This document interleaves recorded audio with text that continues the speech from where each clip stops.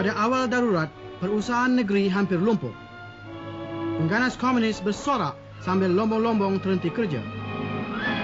Ladang getah lengang dan perhubungan berkicai. Sedutan filem itu tadi menggambarkan kejahatan, keganasan dan kezaliman komunis di negara kita. Mahukah kita hidup dalam keadaan seperti itu? Rasa tidak selamat, tidak tenteram dan hidup dengan penuh ketakutan. Oleh itu kita mestilah bersama-sama dengan kerajaan berganding bahu untuk membanteras fahaman dan bahaya ancaman komunis di negara ini. Tajuk pelajaran sejarah kita pada hari ini ialah penyusupan dan kegiatan pengganas komunis di negara kita. Pelajaran ini akan menerangkan bagaimana pihak komunis cuba menggulingkan sistem pemerintahan yang sedia ada untuk digantikan dengan Republik Komunis Malaya. Seterusnya, memperlihatkan kesungguhan dan kesanggupan kerajaan membanteras ancaman komunis untuk mewujudkan kesejahteraan dan keamanan. Oleh yang demikian, permuafakatan rakyat dan kerajaan merupakan senjata yang paling ampuh dan berkesan untuk menghadapi bahaya fahaman komunis di negara kita. Tahukah anda bagaimana ideologi komunis berkembang di negara kita? Ideologi komunis diasaskan oleh Karl Marx pada pertengahan kurun ke-19 di Eropah.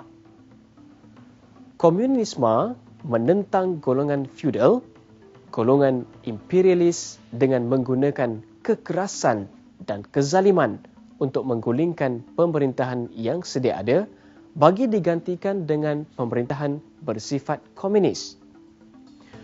Komunisme memperjuangkan masyarakat tanpa kelas, memilik negarakan tanah dan perindustrian seperti yang diamalkan di Rusia dan China. Pada bulan Julai 1919, komunis antarabangsa mengarahkan parti-parti komunis di Eropah untuk menyebarkan ideologi komunis ke seluruh dunia termasuk Asia Tenggara. Ideologi komunis di Malaysia telah disebarkan oleh Parti Kuomintang dan Parti Komunis Nanyang. Mereka menggunakan ejen dan kader-kader komunis untuk mempengaruhi anggota dalam kesatuan-kesatuan sekerja, persatuan-persatuan, kelas-kelas malam dan penerbitan orang Cina. Pada tahun 1924 hingga 1930, Parti Komunis Indonesia cuba menyebarkan ideologi dan fahaman komunis kepada orang-orang Melayu di tanah Melayu. Walau bagaimanapun, ideologi dan fahaman komunis tidak diterima oleh orang Melayu. Mengapakah orang Melayu enggan menerima ideologi dan fahaman komunis tersebut? Ini adalah kerana fahaman komunis tidak mempercayai kewujudan Tuhan ataupun etis.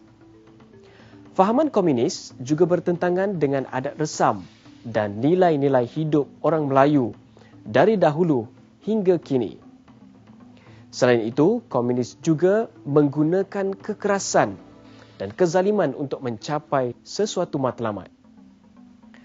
Pada tahun 1930, Parti Komunis Malaya telah ditubuhkan. Tujuannya adalah untuk menubuhkan Republik Komunis Malaya di negara kita. PKM telah melatih ramai kader dan ejen-ejen untuk menyusup ke dalam kesatuan sekerja bagi menambah keanggotaan. PKM juga cuba bertapak di Sarawak tetapi gagal kerana tidak mendapat sambutan. Pada tahun 1935, anggota PKM telah bertambah dan mereka mula menjadi agresif. Mereka telah melancarkan banyak mogok dan sabotaj untuk melumpuhkan ekonomi British pada ketika itu.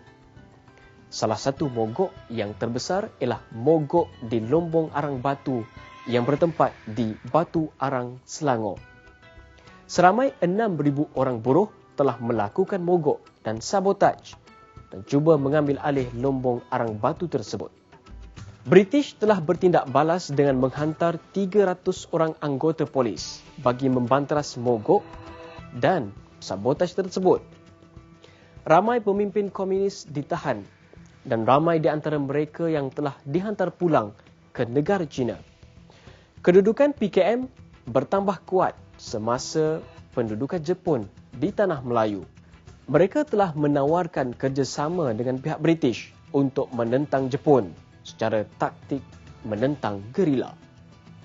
Pihak British telah membantu PKM dengan melatih anggota PKM di Sekolah Khas 101 di Singapura.